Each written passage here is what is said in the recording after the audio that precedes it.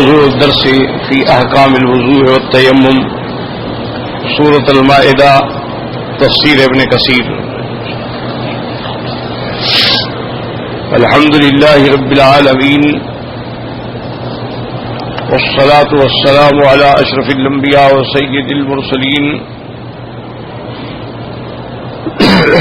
سیدنا محمد وعلى آلہ واصحابہ اجمعین. اللهم صل على سيدنا محمد وعلى آل سيدنا محمد كما صليت على إبراهيم وعلى آل إبراهيم في العالمين إنك حميد مجيد. أعوذ بالله من الشيطان الرجيم. بسم الله الرحمن الرحيم. يا أيها الذين آمنوا إذا قمتم إلى الصلاة فاغسلوا وجوهكم وأيديكم إلى المرافق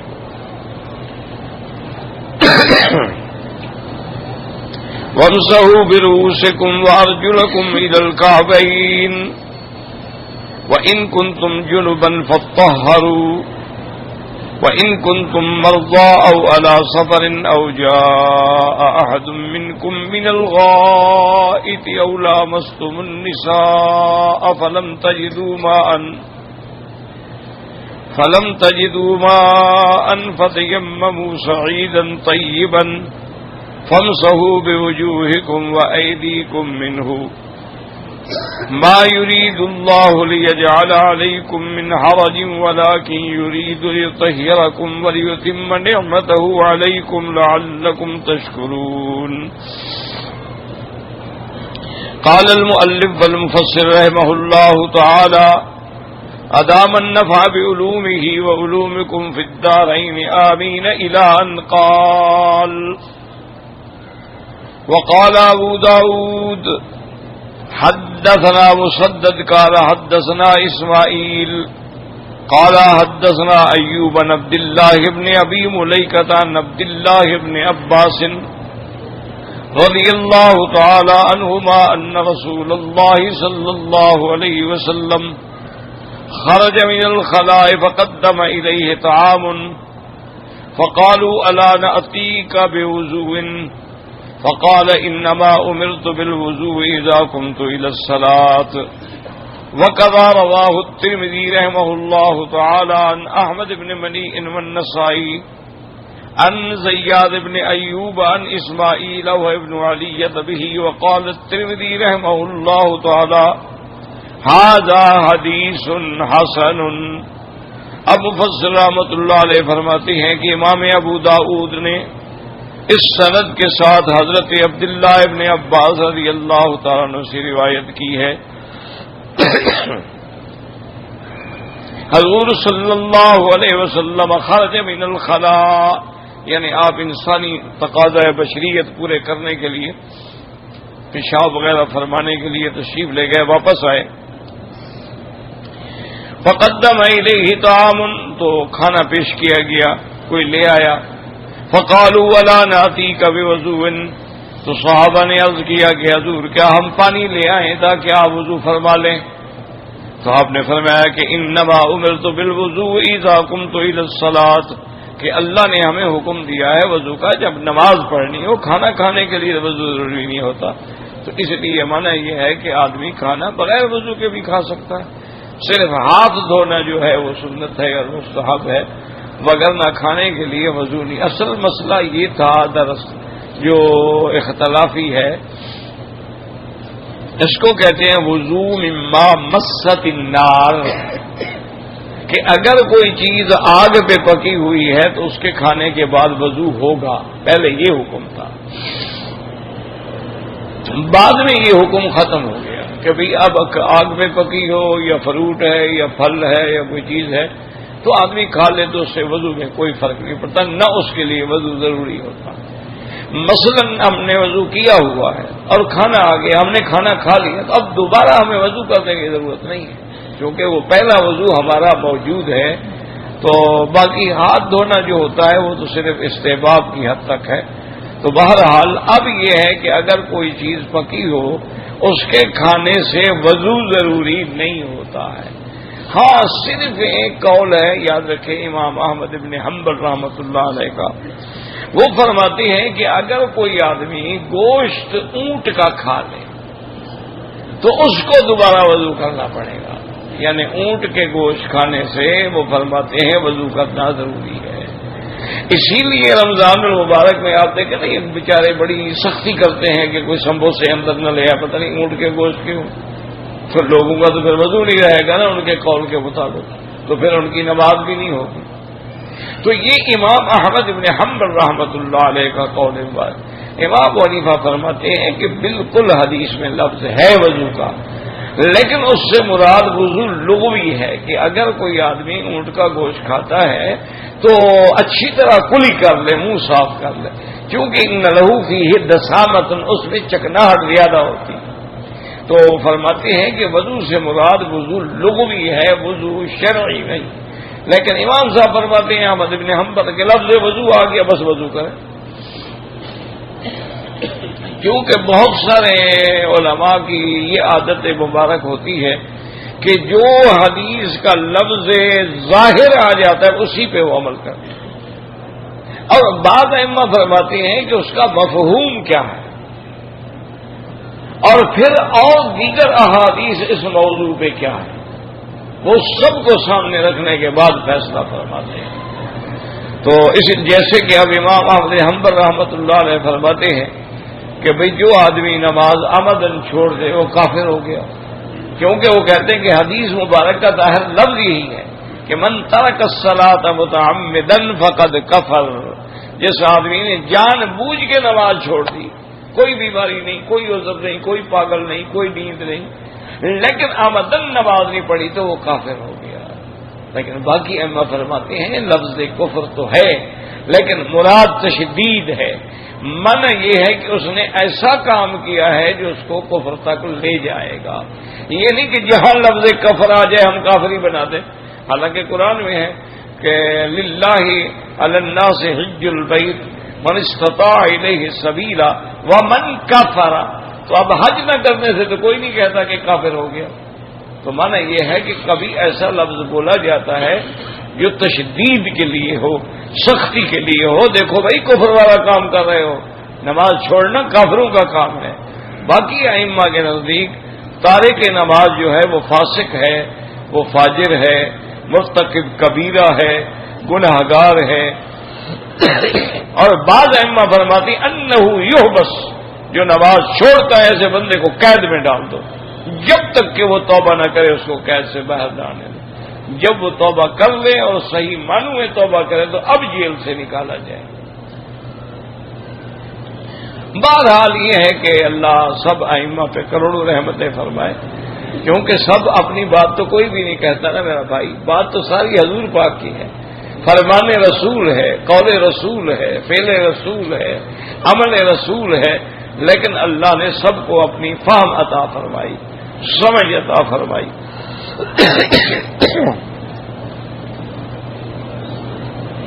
اسی لیے حضرت علی رضی اللہ تعالیٰ عنہ سے پوچھا گیا تھا کہ آپ کو قرآن کے علاوہ بھی کوئی حضور نے کچھ لکھ کے دیا ہے؟ آپ نے فرمایا کہ بالکل نہیں، الا فہمن اوتی، ہاں اللہ نے مجھے فہم دی ہے قرآن سمجھنے کی۔ اللہ تبارک و تعالیٰ نے قرآن پاک کو سمجھنے کے لیے جو مجھے فہم عطا فرمائی، جیسے حضرت ابن عباس کو عطا فرمائے، حضرت ابی ابن کعب کو عطا فرمائے، تو وہ ہر آدمی کی فہم تو وہاں نہیں پہنچ سکتی ہے۔ تو اس لیے ہمیشہ یاد رکھیں کہ ائمہ اربعہ جو ہیں یہ سارے کے سارے تابع ہیں کتاب اللہ اور سنت رسول اللہ کے صلی اللہ علیہ وسلم۔ اختلاف کیوں ہو جاتا ہے؟ فہم کا اختلاف کیوں ہو جاتا ہے کہ دو حدیثیں ہیں، ایک امام نے ایک حدیث کو لے لیا ہے، دوسرے امام نے دوسری حدیث کو لیا۔ اب دیکھیں نا دعائے قنوت ہے، امام ابو حنیفہ رحمۃ اللہ علیہ نے اللہم انا نستعینک ونستغفرک ونؤمن بک ونتوکل علیک، یہ بھی حدیث ہے، اور امام احمد ابن حنبل نے دوسری حدیث دے لی اللہم اہدنی فیمن ہدیت وعافنی فیمن عافیت، وہ بھی حدیث مبارک۔ تو اس میں جھگڑا نہیں ہوتا ہے، جھگڑا ہمیشہ جاہل لوگ کرتے ہیں، جو تعصب برتتے ہیں، ضد کرتے ہیں اور قرآن حدیث کو سمجھنے کی کوشش نہیں کرتے. تو اس لیے ہمیشہ یاد رکھیں کہ حضور نے فرمایا اللہ کے بندے کھانے کے بعد تو کوئی وضو کا حکم نہیں ہے، یا کھانے کے لیے وضو کرنا ضروری نہیں ہے. وضو کا حکم ہمیں اللہ نے دیا ہے اذا قمت الی الصلاۃ، جب نماز کے لیے اٹھو تو وضو کرو. وروى مسلم عن ابي بكر بن شيبة عن سفيان بن عيينة عن عمرو بن دينار عن سعيد بن الهويرث عن ابن عباس رضي الله تعالى عنهم قال كنا عند النبي صلى الله عليه وسلم فأتى الخلاء ثم أنه رجع فأتي بطعام. حضور پاک اپنے قضاء بشری سے فارغ ہو کے آئے اور کھانا لایا گیا تو ہم نے کہا یا رسول اللہ لا نتوضا، کیا وضو نہیں فرمائیں گے؟ فرمایا اللہ کے بندے لم اصلی، میں کو نماز پڑھنے کے لیے تو نہیں بیٹھ رہا ہوں، وضو کا حکم تو نماز کے لیے ہے، یہ تو نہیں کہ جب بھی کھانا کھاؤ وضو کرو. وقوله تبارک وتعالى فاغسلوا وجوهكم وأيديكم إلى المرافق. قد استدل طائفة من العلماء بقوله تعالى قمتم إلى الصلاة فاغسلوا وجوهكم على وجوب النية في الوضوء. آگے کے مفسر رحمۃ اللہ علیہ فرماتی ہیں کہ اس آیت سے بہت سارے علماء نے یہ استدلال کیا ہے کہ وضو کرنے کے لیے نیت کرنا واجب ہے، ہر حال میں نیت کرے. ان کے نزدیک وضو سے پہلے نیت کرنا جو ہے وہ واجب ہے. لأن تقدير الكلام إذا قمتم إلى الصلاة فاغسلوا وجوهكم لها كما تقول العرب إذا رأيت الأمير فقم أي له. وقد ثبت في الصحيحين حديث الأعمال بالنيات وإنما لكل امرئ ما نوى.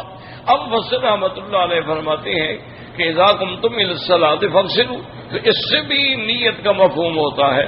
اور ایک حدیث مبارک میں بھی ہے کہ انما الاعمال بالنیات، تمام اعمال کی دار و مدار جو ہے وہ نیت پہ ہے کہ نماز پڑھیں، وضو کریں، ہر چیز میں نیت کریں، کہ اصل چیز جو ہے وہ نیت ہے.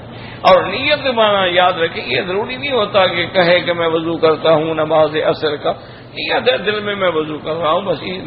چونکہ مقام نیت جو ہے وہ دل ہوتا ہے، زبان سے تو صرف ہم دہراتے ہیں کہ بات یاد آ جائے. اصل مقام جو ہے، اب ہم عشاء کے لیے بیٹھے ہیں، نیت ہے تو بیٹھے ہیں بس. عشاء کے لیے پھر کہنے کی کوئی ضرورت نہیں کہ 4 رکعت نماز اور بس اللہ اکبر، اسی نیت سے تو ہم بیٹھے ہوئے ہیں. تو اس لیے ہمیشہ یاد رکھیں کہ بعض علماء فرماتے ہیں کہ وضو سے پہلے نیت کرنا جو ہے وہ واجب ہے، اور یہی حدیث مبارک میں بھی ہے.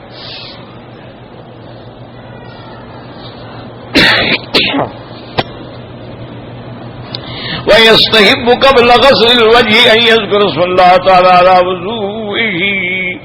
اور فرماتی ہیں کہ یہ بھی مستحب ہے کہ وضو سے پہلے اللہ کا ذکر کرے، اللہ کا نام لے. نیت ہے بسم اللہ الرحمن الرحیم، اللہ کا ذکر ہو گیا. لما ورد في الحديث من طرق جيدة عن جماعة من الصحابة رضوان الله عليهم أجمعين النبي صلى الله عليه وسلم قال لا وضوء لمن لم يذكر اسم الله عليه. کیونکہ بہت سارے صحابہ نے یہ حدیث روایت کی ہے کہ حضور نے فرمایا کہ اس کا وضو ہی نہیں جس نے اللہ کا نام وضو پہ نہیں لیا. تو اب دیکھیں یہاں بھی نفی ہے، لا وضو، اس کا وضو ہے ہی نہیں. حالانکہ وضو تو سب کا ہو جاتا ہے، لیکن یہ ہے کہ افضلیت نہیں ہوگی، وہ ثواب نہیں ہوگا، وہ اس پہ جو درجات مرتب ہوتے ہیں وہ نہیں ہوں گے. ورنہ تو کتنے لوگ ہیں بسم اللہ نہیں پڑھتے وضو کر کے آ جاتے، اس کی تو پھر نماز بھی نہ ہونا، چونکہ لفظ تو آگے نا لا وضو ہوا، اس کا وضو ہی نہیں. اسی لیے حدیث کو سمجھنے کی ضرورت ہوتی ہے. اب جیسے آتا ہے کہ لا جمعۃ الا بالخطبۃ، کہ جمعہ نہیں ہوتا مگر خطبے کے ساتھ. اب اس کا کیا معنی ہے کہ ہر بندہ خطبہ پڑھے گا یا خطبہ امام پڑھے گا؟ اگر امام خطبہ پڑھے گا ہمارا بھی ہو گیا. اچھا ہم ملے ہی نماز میں ہیں تب بھی ہماری جمعہ کی نماز ہوگی، ہم نے تو خطبہ سنا ہی نہیں. تو اس لیے احادیث کو سمجھنے کی ضرورت ہوتی ہے کہ ساری حدیثوں پر نظر ہو. ایک حدیث میں آ گیا کہ فاتحہ کے بغیر نماز میں بالکل آمنا و صدقنا. لیکن دوسری حدیث بھی تو دیکھیں حضور فرماتے ہیں اذا قرأ فانصتوا، جب امام پڑھے تم چپ رہو. اور تیسری حدیث بھی دیکھیں حضور فرماتے ہیں اذا قال الامام غیر المغضوب علیہم ولا الضالین فقولوا آمین، کہ جب امام کہے غیر المغضوب علیہم تو تم آمین کہو. تو معلوم ہوا کہ فاتحہ پڑھنا امام کا کام ہے، ہمارا کام تو آمین کہنا ہے. ہمیں تو حکم نہیں دیا جا رہا، ہمیں تو یہ حکم دیا گیا ہے کہ تم آمین کہو. اسی طریقے سے حدیث آ گئی کہ ایک آدمی رکوع میں مل گیا تو اس کی رکعت شمار ہوگی، تو اس نے تو کوئی فاتحہ نہیں پڑھی، پھر رکعت کیسے شمار ہو گئی؟ اسی طرح حدیث میں آ گیا کہ جس کا امام ہو اس امام کی قرات جو ہے وہ مقتدی کی قرات ہوتی. تو اس لیے یاد رکھیں، مصیبت یہ ہے کہ ہم غصے میں آ کے اور عصبیت کا شکار ہو کر فوراً ایک دوسرے کا تیری نماز ہی نہیں ہوتی، اور نماز نہیں ہوتی، سیدھی بات کرو کافر ہے. جب اس نے ساری زندگی نماز ہی نہیں پڑھی، نماز ہی نہیں ہوئی، اس کے مسلمان کہاں سے رات چلا. انا للہ و انا الیہ راجعون. اتنا جلدی فتویٰ دے دیں گے، اللہ معاف کرے، اللہ معاف کرے. میرے عزیز بات کو سمجھیں. اب دیکھیں کہ امام ابو حنیفہ رحمۃ اللہ علیہ نے ساری حدیثوں پہ عمل کیا. انہوں نے کہا تم اکیلے نماز پڑھ رہے ہو یا تم امام ہو تو بغیر فاتحہ کے نماز نہیں ہو. اب تم مقتدی ہو تو تم چپ رہو اور امام کی قرات پہ اعتبار کرو. اچھا ہم تو ظہر اثر میں قرات سن ہی نہیں رہے، تو نے کہا پھر اس حدیث پہ عمل کرو کہ امام کا پڑھنا ہمارا پڑھنا. امام تو پڑھ رہا ہے نا، ہم سن رہے ہیں یا نہیں سن رہے. تو اب ساری حدیثوں میں جس نے عمل کیا کہتے ہیں یہ حنفی حدیث پہ عمل ہی نہیں کرتے. انا للہ و انا الیہ راجعون. اللہ تبارک و تعالیٰ جو ایک حدیث پہ عمل کرے وہ تو عمل کرتا ہے، لیکن جو چاروں حدیثوں پہ عمل کرے وہ عمل نہیں کرتا. تو ایک ضد ہے، اس کا تو کوئی علاج. تو اس لیے دعا کریں اللہ ہر مسلمان کو، خاص طور پہ ہمارے جو نوجوان، کچھ تو مصیبت یہ ہے نا کہ 90% نوجوان تو دین پہ ہے ہی نہیں، وہ تو دین سے منحرف ہے. اس کو تو ہلا گلا، ڈسکو، فلم، ڈانس، فلمیں، ڈرامے یہ کھا گئے. باقی جو بیچارے 10% دین پہ آئے ہیں ان کو بھی غصہ کھا گیا. کبھی اس پہ فتوا، کبھی اس پہ فتوا، کبھی وہ کافر، کبھی وہ کافر. باقی بچے کا کون بھائی؟ کسی کو تو مسلمان رہنے دو. اللہ کے اولیاء آتے تھے لوگوں کو مسلمان بناتے تھے، ہم کافر بنا رہے ہیں. حضرت معین الدین اجمیری رحمۃ اللہ علیہ جب ہندوستان میں آئے ہیں تو 90,000 ہندو مسلمان ہوئے. آپ نے کتنے کیے ہیں؟ اب تو آپ کے پاس چینل بھی ہیں، ٹی وی بھی ہے، باقاعدہ لیکچر بھی ہوتے ہیں. مسلمان کتنے کیے ہیں آپ نے؟ ان کے پاس تو کچھ بھی نہیں تھا، نہ ٹی وی، نہ چینل، نہ سپیکر، نہ کوئی ٹیپ ریکارڈر، نہ کوئی ریڈیو، کچھ بھی نہیں. پاؤں میں بھی لکڑی کے کھڑاوے ہوتے تھے، سر پہ بھی ایک ٹوپی ہوتی تھی بس. ان لوگوں نے اس عالم میں 90,000 بندے کو مسلمان کیا. اسی طرح تاریخ کہتی ہے کہ جب امام احمد ابن حنبل رحمۃ اللہ علیہ کا جنازہ اٹھا ہے، جنازے کو دیکھ کر ہزاروں عیسائی مسلمان ہو گئے. دیکھا اتنا بڑا جنازہ ایک فقیر کے لیے، کوئی بادشاہ نہیں، کوئی دولت والا نہیں، پیسے والا نہیں، اس کے لیے لاکھوں بندے امٹ پڑے. تو معلوم ہوتا ہے کہ یہ سچا آدمی تھا. تو اس لیے ہزاروں بندوں کو اسلام نصیب ہے. آج ہمارا کردار یہ ہے کہ ہمیں دیکھ کے لوگ کافر تو بن جاتے ہیں، ہمیں دیکھ کے لوگ فاسق تو بن جاتے ہیں، مسلمان نہیں بنتے، کیونکہ ہمارا عمل ہی نہیں رہا. پہلے تو مسلمان کا دیکھیں نا، پوری دنیا میں جو اسلام پھیلا ہے، کہاں دیکھو، اب یہ دیکھو سعودی عرب کہاں ہے، اس کے بعد اسپانیہ دیکھو کہاں ہے، انطاکیہ دیکھو کہاں ہے، باب النینوا دیکھو کہاں ہے، ماوراء النہر دیکھو کہاں ہے، آپ کا ہند دیکھو کہاں ہے، سین دیکھو کہاں ہے. وہاں جو اسلام پہنچا ہے، کوئی ٹیلی ویژن لے کے گئے تھے صاحب؟ چینل پہ آتے تھے. جہاں جہاں گزرتے گئے ان کا کردار اور عمل جو تھا لوگوں کو مسلمان کرتا ہے، لوگوں کو اسلام آ گیا. 3 آدمی تھے، یہ تقریباً فرانس یا پیرس دارالخلافہ ہے اس کی بات ہے. دین کی دعوت کے لیے، تبلیغ کے لیے نکلے ہوئے تھے، جگہ نہیں ملی، ایک گرجے میں چلے گئے. اس پادری سے کہا کہ ہم مسلمان ہیں اور دین کی دعوت کے لیے آئے ہیں، مسجدیں ہیں نہیں اور کوئی ہمارا جاننے والا نہیں، اگر اجازت دے تو اتنی سردی ہے کہ باہر تو ہم مر جائیں گے، کہ ہم نے 2 راتیں رہنا ہے. صبح اس نے کہا دیکھو بات سنو، میں تمہیں اجازت دے دوں گا لیکن ایک شرط ہے کہ یہاں کوئی تبلیغ شبلیغ نہیں کرو گے، یہاں لوگوں کو بلا کے نہیں لے آؤ گے، یہاں حلقہ نہیں لگاؤ گے، یہاں کوئی مجلس نہیں کرو گے، یہاں کتاب کوئی نہیں پڑھو گے، بس خاموش رہو، جو کرنا ہے باہر جا کے کرو، جب ادھر آ جاؤ تو خاموش رہو. انہوں نے کہا جی بالکل قبول ہے. او جناب اس نے ان کو جگہ دے دی اور تہجد کے وقت میں وہ سارے اٹھے، وضو کیا. تہجد میں امیر جو تھے انہوں نے کہا کہ بھائی دیکھو یہ پادری دیکھو کتنا خوبصورت آدمی ہے، کیسی اللہ نے اس کو شکل دی ہے اور یہ بیچارہ جہنم میں جلے تو کتنے دکھ کی بات ہے.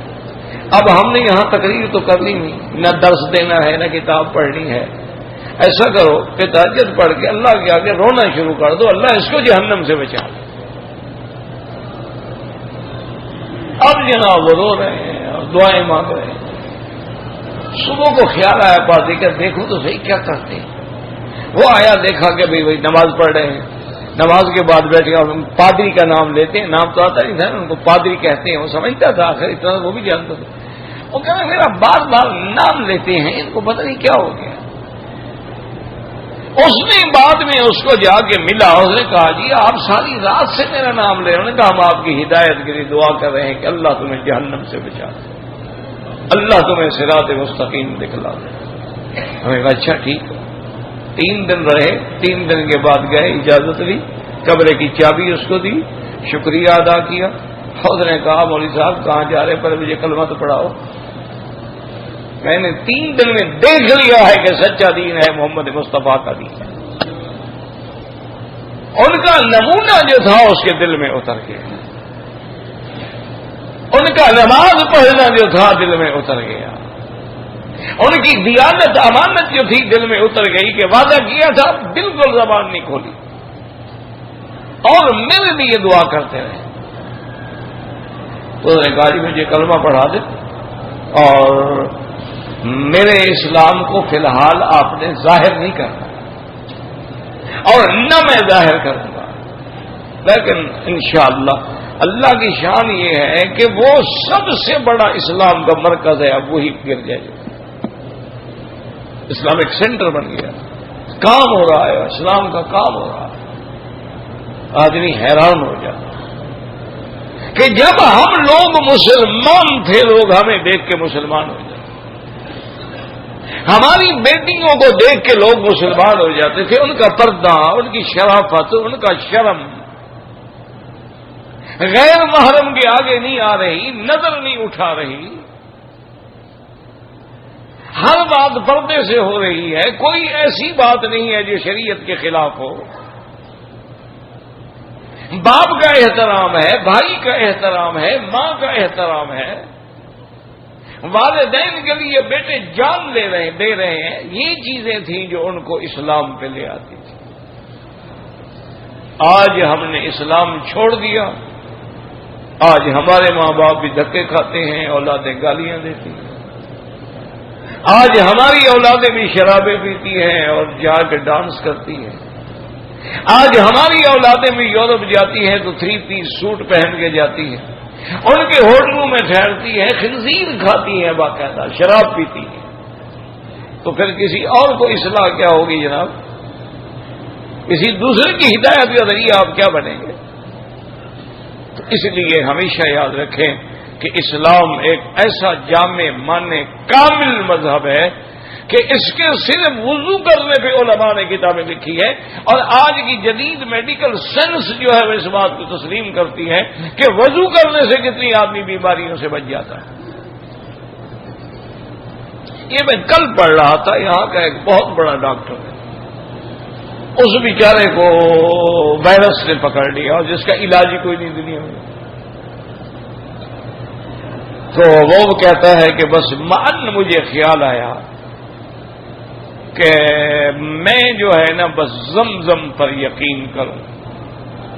کہتا ہے کہ زمزم میں نے منگوا لیا، پیتا بھی رہا اور اس سے غرارے بھی کرتا رہا، ناک میں بھی دے کے پانی کھینچتا رہا، اور اتنا میں نے پیا کہ جس کا کوئی تصور بھی نہیں کر سکتا۔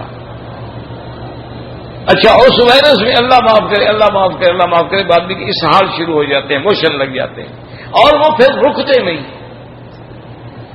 خود نے کہا کہ ایک آدمی مجھے ملنے آیا، میرا حال بہت خراب تھا، اس نے کہا، میں نے کہا بھائی موشن جو ہے صاف بات ہے کہ نمکیات اتنا نکل گئی ہیں تو طاقت نہیں رہی۔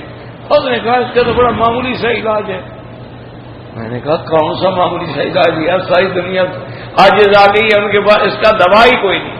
انہوں نے کہا جناب ایک کیلا منگوائے ابھی، اس کو چینی لگا کے کھا جائے۔ کہتا ہے میں نے عجیب بات ہے، عجیب علاج ہے، کیلا منگوایا، اس کو چینی لگائی، کھا گیا، 10 بند ہو گیا، ایک کیلا کھانے کا۔ کہتا ہے میں ٹھیک ٹھاک ہوں۔ تو اللہ تبارک و تعالیٰ نے جب آپ اسلام پہ ہوں گے نا جی، آپ نماز پڑھتے ہیں، اب دنیا کا ڈاکٹر یہ مانتے ہیں کہ دل کے لیے سب سے بڑی ایکسرسائز ہے کہ آدمی جب سجدے میں ہوتا ہے۔ کیوں؟ اس کی وجہ کبھی سمجھیے آپ نے؟ لیکن ہم ایسے کھڑے ہیں تو دل اوپر ہے نا، تو اس کو پمپ کرنا پڑے گا خون دینے کے لیے دماغ کو۔ اوپر جب آپ پانی پہنچائیں تو بڑا مشکل ہوتا ہے۔ اب جب ہم جھک گئے تو اب تو نیچے آئے گا نا، نیچے آنا جو ہے تو آسان ہے۔ تو لہذا وہ دل اور دماغ کا جو تعلق ہے، وہ جو پمپ کر کے بلڈ پہنچاتے ہیں، وہ سجدے کی حالت میں آسان ہو جاتا ہے۔ تو یہ تو ایک میڈیکل سائنس ہے۔ دنیا کے ڈاکٹر اب مان رہے ہیں کہ جس کو دل کی تکلیف ہے وہ نماز پڑھے، اور وہ یہ کہتے ہیں کہ لمبا سجدہ کرے۔ ہمیں بھی تو یہی حکم ہے نا، یہ تھوڑا ہے کہ سبحان اللہ اللہ اکبر، یہ ہمارے سجدے تھوڑے، یہ تو تماشا ہے، ہم نے نقل بنائی ہوئی ہے۔ اللہ قادر ہے قبول فرما لے، ورنہ کوئی نماز تو نہیں ہے۔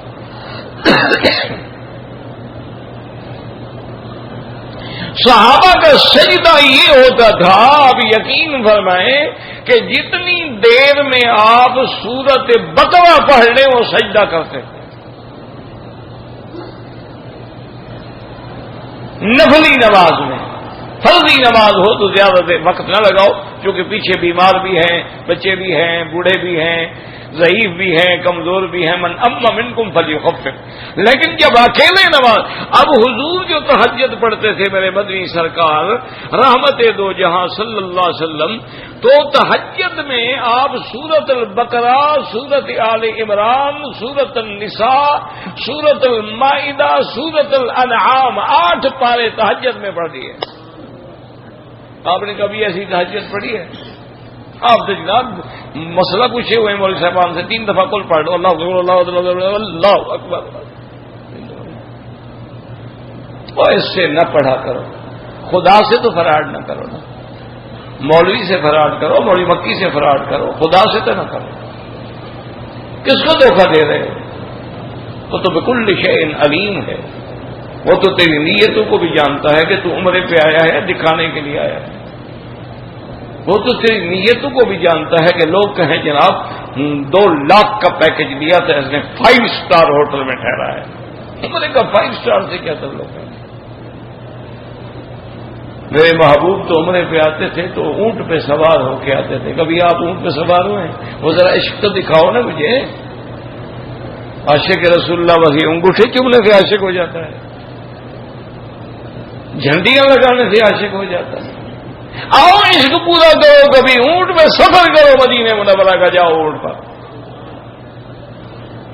آؤ صبر کرو، جیسے امام احمد ابن حنبل رحمت اللہ علیہ اور امام مالک نے ساری زندگی مدینہ منورہ کے حرم میں سواری پہ سوار نہیں ہوئے، نہ گھوڑے پہ، نہ خچر پہ، نہ گدھا پہ، نہ اونٹ پہ، سارے ساتھی کہتے ہیں حضرت 4 میل پہ، فرمایا مجھے ڈر لگتا ہے کہ یہاں حضور کے قدم آئے ہوں اور میں سواری پہ سوار ہو کے گزروں۔ تمہیں بھی اتنا ادب ہے، تم تو روزے کے باہر کھڑے ہو کے سگریٹ پی رہے تھے، او بھائی میں سلام پڑھ لیا، تو پڑھ کے آ جا، جلدی آ جا جلدی۔ اس سے بہتر ہے خدا کی قسم کے حضور کے روزے پہ نہ جاؤ، کہیں ایسا نہ ہو کہ گستاخی میں ہم مارے جائیں، بے ادبی میں ہم مارے جائیں، اور جاتے ہو تو انسان بن کے جاؤ۔ ایک دن کے لیے تم سے سگریٹ نہیں چھوڑی جاتی، مر جاؤ گے۔ 4 دن اگر شیو نہیں کراؤ گے تو تمہارے اوپر کوئی عذاب ٹوٹ پڑے گا، بیوی گھر سے نکل جائے گی، داڑھی والوں کی سب بیویاں نکل گئی ہیں۔ خدا کا خوف کرو۔ آج بھی آپ اپنی کورٹس میں جا کر دیکھ لیں، جتنی تنسیخ کے دعوے دائر ہیں وہ داڑھی منڈے لوگوں کی بیویاں ہیں، داڑھی والے کی کسی بیوی نے آج تک تنسیخ نہیں لی۔ جا کے ریکارڈ دیکھ لو، چیک کر لو۔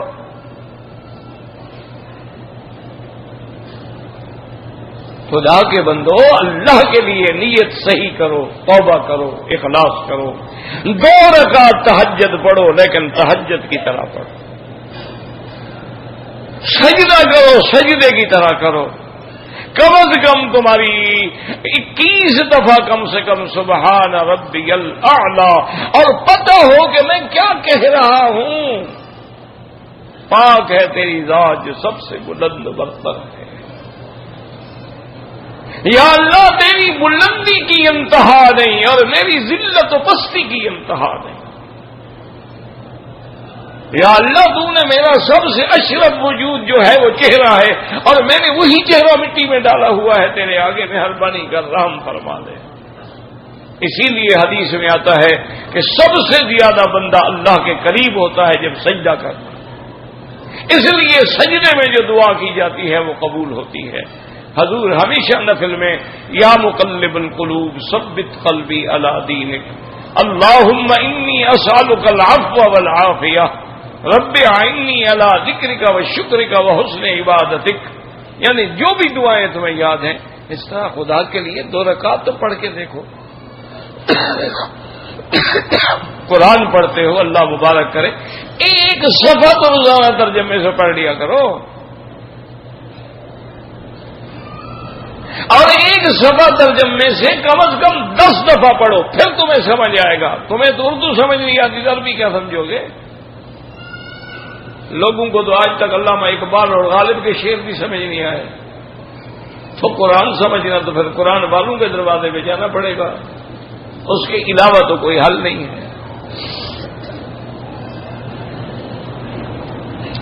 تو بہرحال فرماتے ہیں کہ اللہ کا نام لیں، وَيَسْتَحِبُّ أَن يَغْسِلَ كَفَّيْهِ قَبْلَ إِدْخَالِهِمَا فِي الْإِنَاءِ وَيَتَأَكَّدَ ذَلِكَ عِندَ الْقِيَامِ مِنَ النَّوْمِ، اور کہتی ہیں کہ برتن کے اندر ہاتھ نہ ڈالو جب تک کہ پہلے ہاتھ دھو نہ لو، حتیٰ کہ اگر سوئے ہوئے ہو اور نیند سے اٹھے ہو تو اب پہلے تو بڑے بڑے برتن ہوتے نا، اندر سے آدمی ہاتھ ڈال کے لیتا تھا، یہ ٹوٹیاں تو نہیں تھی نا، اوپر سے کھول لی اور نیچے سے پانی آ گیا، اب تو ٹھیک ہے آسانی، تو اس کے لیے بھی یہی حکم تھا۔ حضور نے فرمایا کہ پہلے ہاتھوں کو دھو پھر ہاتھ ڈالو، لا تدری این باتت یدا ہو، چونکہ تمہیں پتہ نہیں کہ نیند کی حالت میں تیرا ہاتھ کہاں کہاں رہا، اس لیے لازم ہے کہ ہاتھ کو دھونے کے بعد پانی میں ڈالا جائے۔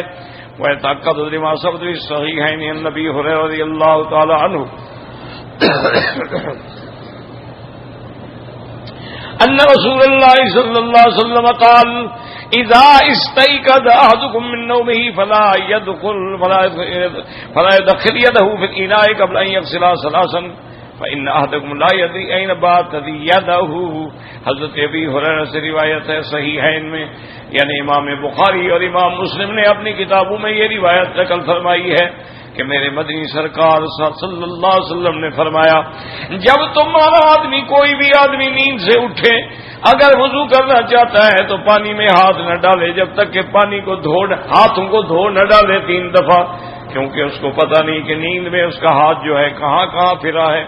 وحد الوجه عند الفقهاء ما بين منابر الشعر الراس ولا اعتبار بالسلع ولا بالغم الى منتهى اللحيين والذقن طولا ومن الاذن الى الاذن ارضا وفي النزعتين والتعذيب خلاف هل هما بالراس او بالوجه وفي المسترسل من اللحية عن محل الفرض قولان يجب فاضل ما يليه تقع به المواجهة. اب مفسر رحمۃ اللہ علیہ فرماتی ہیں کہ چہرہ جو ہے یہاں سے جہاں سے بال شروع ہو رہے ہیں یہاں سے لے کر نیچے تک یہ طول ہے، ایک کان سے لے کر دوسرے کان تک ہی اس کا عرض ہے. اور اسی طرح فرماتی ہیں کہ اب اس کے اندر جھگڑا ہے کہ یہ حصہ جو ہے راس کے اندر شامل ہے یا نہیں ہے. اور اسی طرح اگر داڑھی ہے تو کیا ساری داڑھی کو دھونا پڑے گا یا صرف یہاں تک پانی کافی ہے، باقی کو پہنچے یا نہ پہنچے؟ تو اس کے اندر اختلاف ہے.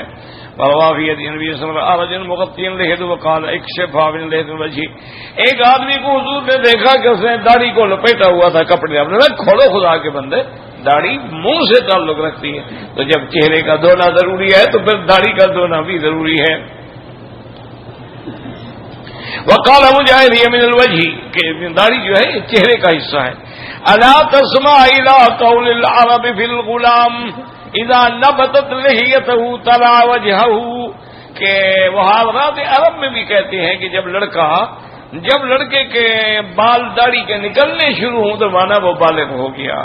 وَيَسْتَحِبُّ لِلْمُتَوَضِّئِ أَن يُخَلِّيَ إِذَا كَانَتْ كَثِيفَةٌ اور وضو کرنے والے کے لیے یہ بھی مستحب ہے کہ اگر داڑھی گیا یعنی بہت گنجان ہے تو پھر اس میں خلال بھی کرے. اگر چھدری ہے پانی پہنچ جائے گا تو پھر تو کوئی ضروری ہے، لیکن بعض داڑیاں بہت گھنی ہوتی ہیں تو اس کے اندر خلال کرنا جو ہے وہ بھی سنت ہے. وقال الامام حدثنا قال حدثنا حسين عامر بن حمزه عن شقيق قال عثمان توضا فذكر الذي قال وخلل اللحيه ثلاثا حين غسل وجهه. حضرت عثمان کو فرماتے ہیں میں نے دیکھا کہ وضو کیا تو داڑھی میں 3 دفعہ خلال فرمایا. ثم قال رأيت رسول الله صلى الله عليه وسلم رأيتموني فعلت اور اس کے بعد حضرت عثمان نے فرمایا کہ میں نے اسی طرح کیا ہے جس طرح حضور پاک نے سرکار دو جہاں صلی اللہ علیہ وسلم نے فرمایا کیا ہے. رواه الترمذي وابن ماجه من حديث عبد الرزاق قال الترمذي حسن صحيح وحسنه البخاري رحمه الله تعالى والله اعلم.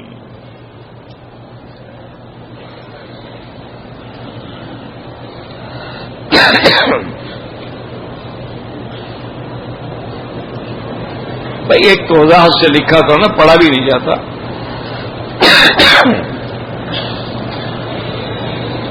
یاد رکھو کہ طواف کے جو چکر ہیں 7 چکروں کے درمیان حتیم میں نماز نہیں پڑھ سکتے آپ. طواف مکمل کر کے جا کے پڑھیں تو جائز ہے، بالکل پڑھیں.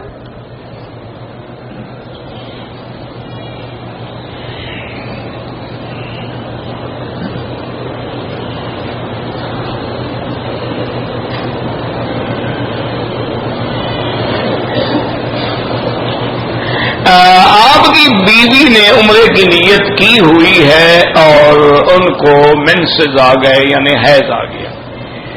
اب آپ مدینہ منورہ نہ جائیں، پہلے وہ پاک ہو، غسل کریں، عمرہ مکمل کریں، پھر آپ مدینہ منورہ جائیں.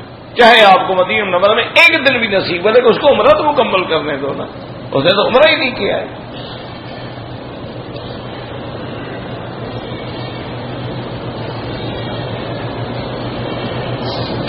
اگر وہ ہوٹل میں نہ بیٹھے ایام حیض میں، ان کو آپ ساتھ لے آئیں.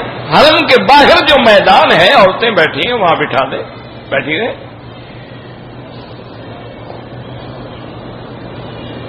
بالکل احرام باندھا ہوا ہے جب تک اس سے فارغ نہیں ہوں گی.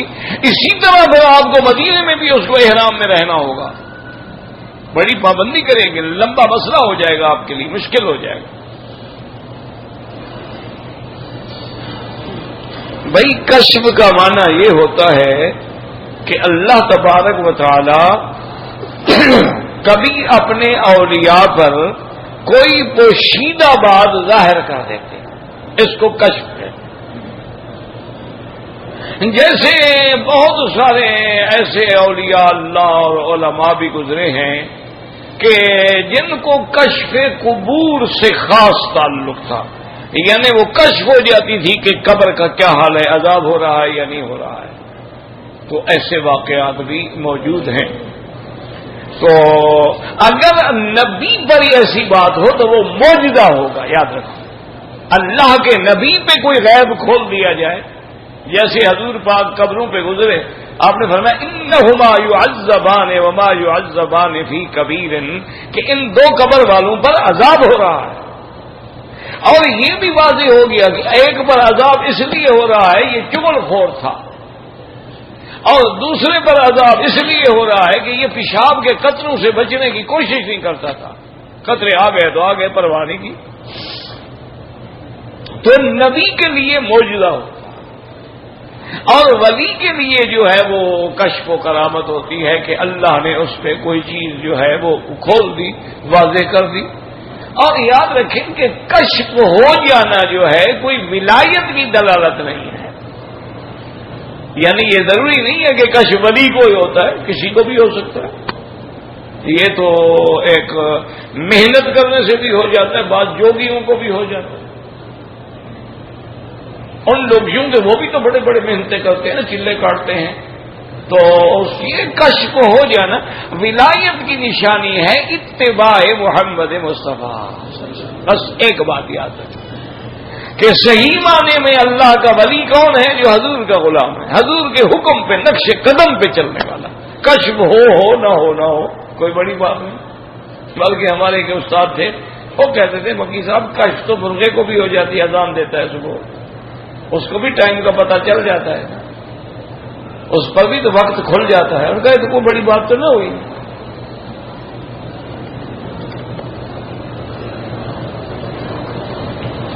آج کل جو پیر ایسی کو بات بتاتے ہیں ہمیں تو سبحان اللہ سبحان. حضرت بزرگ ایسے پہنچے ہوئے ہیں، بس میں گیا اور حضرت نے ساری بات میری بتا دی. اندر وہ اللہ کے سوا کوئی غیب نہیں جانتا. یہ پیروں کا تجربہ ہوتا ہے.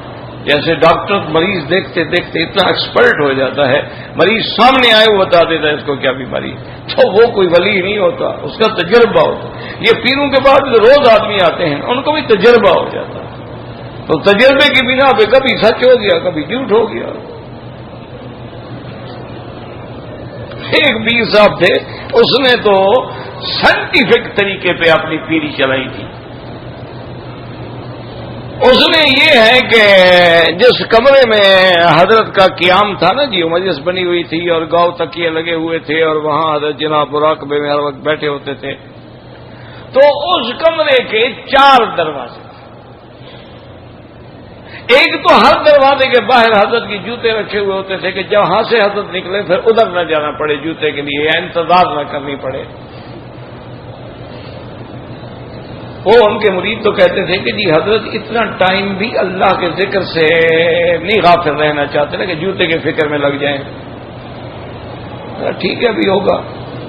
اس نے اپنے جو آگے خلیفہ صاحب تھے نا ان کو سمجھایا ہوا تھا کہ جس آدمی کو آئے نا کہ جی میری اولاد نہیں ہے، مہربانی کریں پیر صاحب سے کہیں تعویذ دیں، اس کو گیٹ نمبر 1 سے بھیجنا ہے. اور جس پر کوئی مقدمات ہیں پریشانی ہے اس کو گیٹ نمبر 2 سے بھیجنا. بیماری ہے تو 3 سے بھیجنا. کوئی جن بھوت کا اثر ہے تو گیٹ نمبر 4 سے بھیجنا. اب یوں ہی وہ بندہ اندر اچھا بچہ لینے کے لیے آ گئے، میرے پاس یہاں فیکٹری ہے بچے بناتا ہوں میں، شرم نہیں آتی؟ جاؤ خدا سے مانگو. بدبخت آدمی اولاد دے، وہ تو جناب قدم میں گر جاتا. دیکھو حضرت کو میں نے بتایا نہیں پتا ہے کہ میں بچے کے لیے آیا ہو گیا. حضرت میں نے بچہ لے کے جانا ہے یار، بچے کے بجائے پیر کو ہی بھیجا. اچھا ادھر سے کوئی آتا کہ اچھا مقدمے زیادہ ہو گئے، پیر صاحب یاد آ گئے ہیں، شرم نہیں آتی تمہیں؟ اور جناب آ کے پاؤں پہ گر جاتا کہ سائیں کو پتہ لگ گیا. تو اس نے اپنا باقاعدہ پیری جو تھی نا بڑی سائنٹیفک طریقے سے چلائی ہوئی تھی اور لوگوں کو آخر وقت تک سمجھنا آیا. مجھے بھی نہ آتا لیکن مجھے تو پیر صاحب جانتے تھے اور خلیفہ بھی اسے بتایا تھا، خود بتایا تھا. مجھے کیا پتا، مجھے خود بتایا. یہ کیا چکر ہے یار، یہ 4 دروازے باقی سب کمروں کا ایک وہ کہتا ہے صحیح اسی 4 دروازوں سے تو میری تیری چل رہی ہے. اگر امام بدعتی ہو اس کے پیچھے نماز نہ پڑھے، کیونکہ بدعت جو ہے وہ گمراہی ہے، تو گمراہ کے پیچھے کیا نماز پڑھنی ہے؟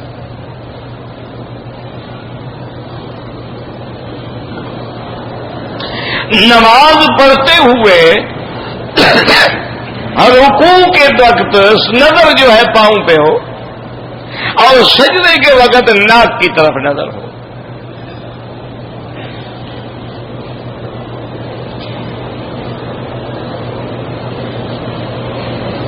اگر کوئی آدمی اپنے گھر سے غسل کر کے 2 چادریں باندھ کے چلا جاتا ہے میقات پہ، وہاں جا کے نیت کر کے آ جاتا ہے، ٹھیک ہے، کوئی ضروری تو نہیں کہ وہی چادریں باندھو، یہاں باندھو وہاں باندھو.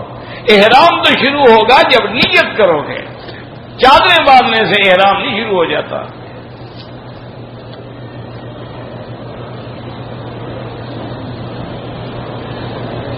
میں نے والد صاحب کے لیے، بالکل والد صاحب کے لیے عمرہ کریں، ضرور کریں، ان کے لیے حج کرو، عمرہ کرو، صدقہ کرو، خیرات کرو، ان کے لیے مسجدیں بناؤ، مدرسے بناؤ، نل لگاؤ، جہاں پانی نہیں غریبوں کا وہاں پانی کا انتظام کرو.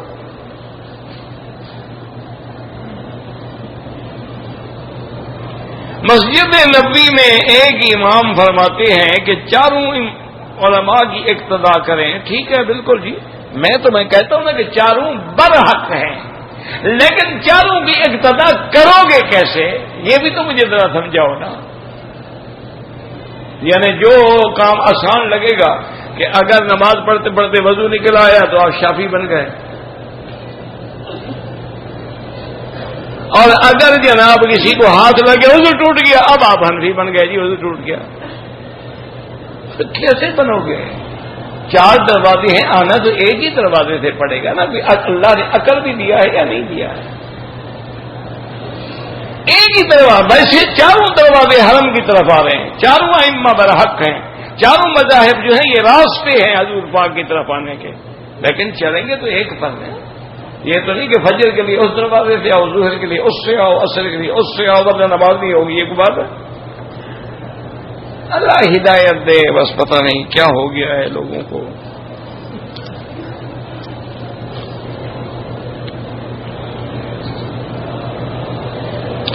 میں نے طواف کیا ہے، ناواقفیت کی بنا پہ صفا مروہ نہیں دوڑا، سر مڑوا دیا، احرام کھول دیا. بالکل ایک بکری دم دینی پڑے گی. منڈی میں جاؤ، ایک بکری ذبح کرو اور غریبوں کو تقسیم کرو. 1400 سال گزر گئے، ابھی تک تم ناواقف ہو. روٹی سے واقف ہو ماشاءاللہ، برگر سے واقف ہو، پیزے سے واقف ہو، البیک کے مرغے کھانے سے واقف ہو، تمہیں صرف یہ صفا مروہ کا پتہ نہیں تھا. یہ اب بہانے ہیں. یہی بات پہلے پوچھ لیتے تو بکری کیوں پڑتی؟ پہلے کسی عالم سے پوچھ لیتے بھی میں ان پڑھ آدمی ہوں، عمرے پہ جا رہا ہوں، مجھے بتاؤ میں نے کیا کیا کرنا. بس کون سا ایک طواف کرنا، صفا دوڑنی، بال پڑھنا، 3 تو کام ہے سارے. کون سا مشکل تھا کہ تمہیں سمجھ نہ آتی؟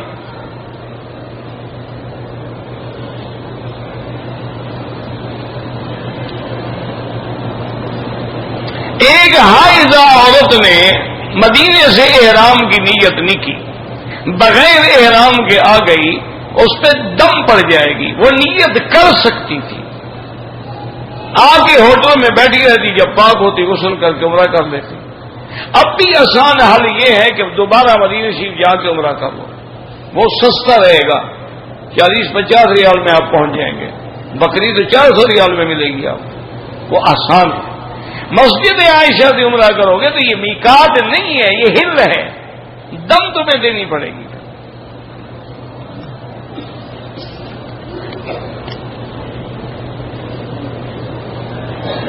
اگر میرے والد صاحب دوست کے والد ہیں، پیشاب کی شکایت ہے، قطرے گرتے رہتے ہیں، تو کیا وہ پلاسٹک کی تھیلی لگا کے نماز، بالکل ہر نماز کے لیے نیا وضو کریں اور پلاسٹک کی تھیلی لگا لیں، کوئی منع نہیں.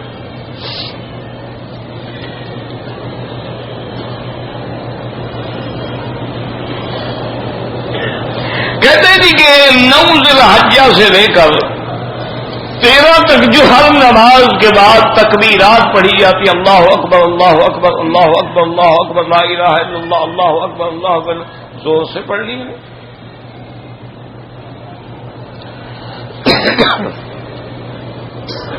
انگوٹھا چومنا جو ہے جائز ہے، بالکل ناجائز ہے، بدعت ہے۔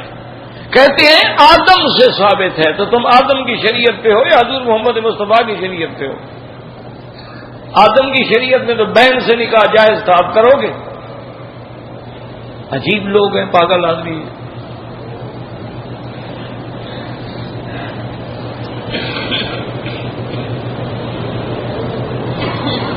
میری بیوی نے عمرے میں طواف اور صفا مروہ دوڑ لینے کے بعد اپنے بال خود کاٹے ہیں، ٹھیک ہے، کوئی بات نہیں۔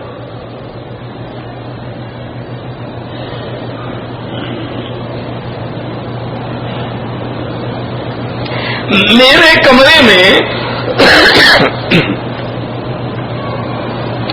سندھی ترجمے والا قرآن شریف تھا، میں نے وہاں کے ملازم سے پوچھا کہ بھئی میں اٹھا لوں پڑھنے کے لیے؟ اس نے کہا مجھے تو پتہ نہیں کس کا ہے۔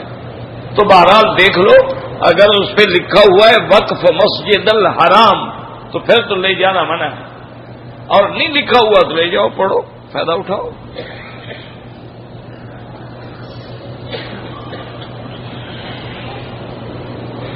نماز جنازے میں بچے بھی ہوتے ہیں، بڑے بھی ہوتے ہیں، تو کیا ہو گیا اللہ کے بندے، وہی دعا سب کے لیے ہے نا، شاہدنا و غائبنا و صغیرنا و کبیرنا و ذکرنا، وہ سب کے لیے آ گئی۔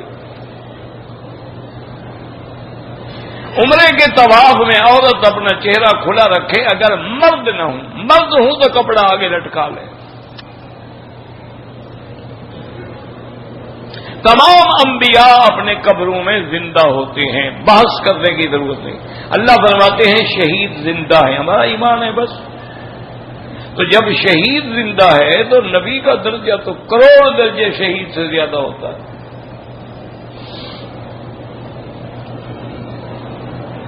ہماری مجلسوں میں حضور تشریف نہیں لے آتے ہیں۔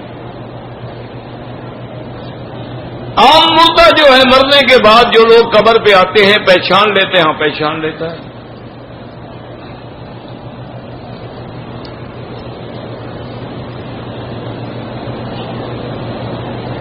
اگر حنفی آدمی ہے اور رمضان کے مہینے میں وطر جو ہے ہمبلی طریقے پہ مسجد الحرام میں پڑھ لے، کوئی بات نہیں، وہ بھی ادا ہو جاتے۔ اور جو بہت زیادہ اپنے مسلک پہ متشدد ہیں وہ وطر بعد میں تہجد کے وقت پڑھ لیتے، کوئی مسئلہ نہیں، پڑھ لو امام کے ساتھ، جائز ہے۔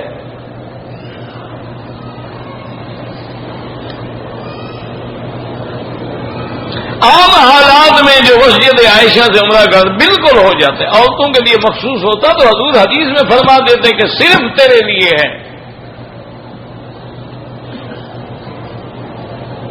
انشورنس پالیسی بالکل حرام ہے، اس میں جوا بھی ہے اور اس میں سود بھی ہے، وہ تو ڈبل حرام ہے۔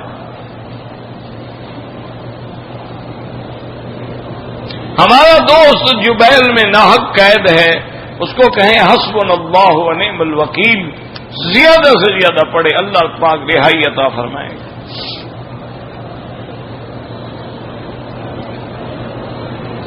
ختم قرآن کے بعد کوئی میٹھی چیز تقسیم کرنا بدعت ہے۔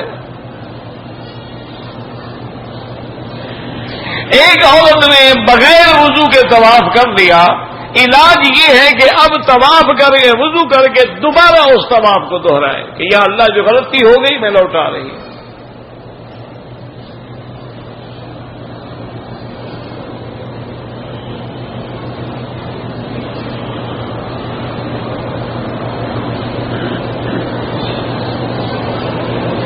بہرحال ختم پر کھجور بانٹنا یا مٹھائی بانٹنا ثابت ہی نہیں ہے۔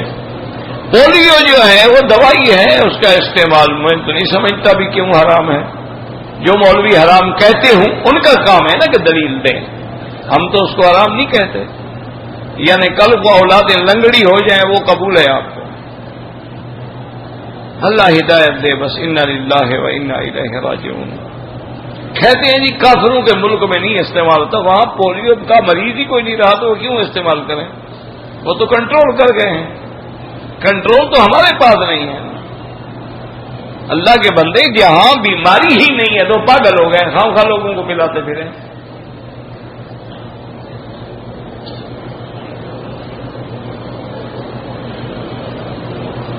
کہتے ہیں جی کہ پاؤں پھیلا کے کعبے کی طرف بیٹھتے ہیں, ان کے نزدیک بے ادبی نہیں ہے تو کوئی حرج نہیں. جن ملکوں میں یہ چیز بے ادبی میں داخل ہے وہ نہ کرے.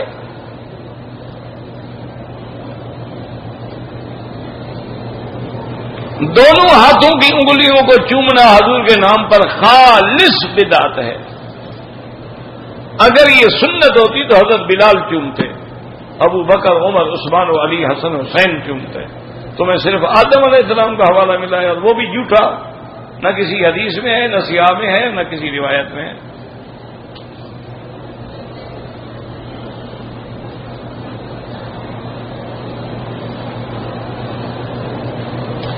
میرے والد کو بلڈ کینسر, اللہ شفا دے, والدہ بھی اللہ شفا دے. میری چھوٹی بہن کے رشتے آئے گھر میں اکثر پریشانی ہوتی ہے. میرا بھائی اس دور میں ہر گھر میں پریشانیاں ہیں. علاج جو ہے وہ ہم کرتے ہیں. علاج ہے الا بذکر اللہ تطمئن القلوب, کہ اللہ کے ذکر سے دل کا سکون ملے گا. آپ گھر میں نمازیں پڑھیں, سورۃ البقرہ پڑھیں, قرآن پڑھیں. رشتہ نہیں آتا, سورۃ الرحمن پڑھ کے گھر والے دعا مانگیں, سارے مسئلے حل ہو جائیں. جب ہم نماز ہی نہیں, گھر میں قرآن ہی نہیں, گھر میں تلاوت ہی نہیں, وہ شیطان کا گھر بن جاتا ہے. پریشانی تو آئے گی پھر.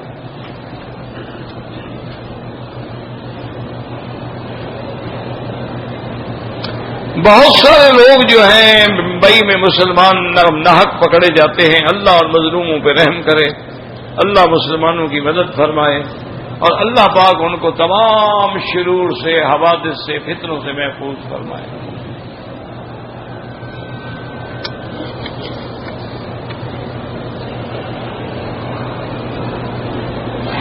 میں مکہ مکرمہ میں کام کر رہا ہوں. میں نے بیوی کا حق المہر ادا نہیں کیا. حج کر, ہاں حج تو کر سکتے ہو لیکن حق المہر بھی دو نا. وہ کون دے گا؟ تھوڑا تھوڑا کر کے بھیجتے رہو تو حج تک تو ویسے ہی ادا ہو جائے گا. تمہاری نیت نہیں ہوگی نا دینے کی.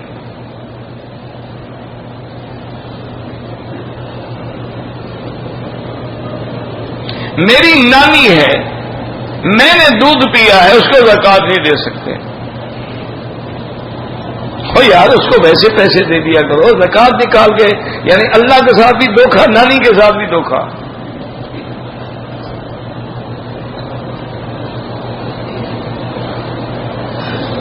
اگر میں نے حج کے دن عرفات میں سورج ڈوبنے سے پہلے نکل آیا, دم پڑ گئی, ایک بکری دم ادا کرو.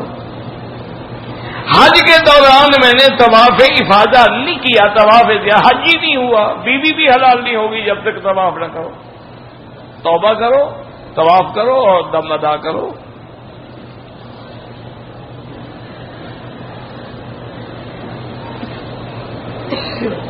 میں نے ایک ہندو سے مجبوری کی حالت میں سود پہ قرضہ لیا تھا, ادا نہیں کر سکا, عمرے پہ آ گیا, اللہ قبول فرمائے, لیکن جا کے جان چھڑاؤ.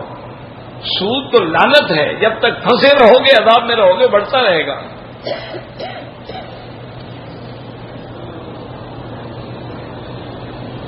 حجر اسود کے سامنے جا کے کہنے اللہ اکبر وللہ الحمد.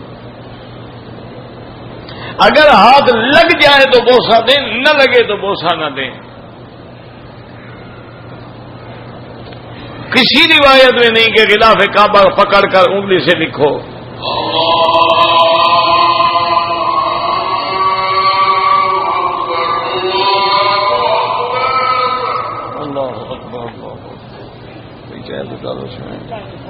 شاید آپ سنے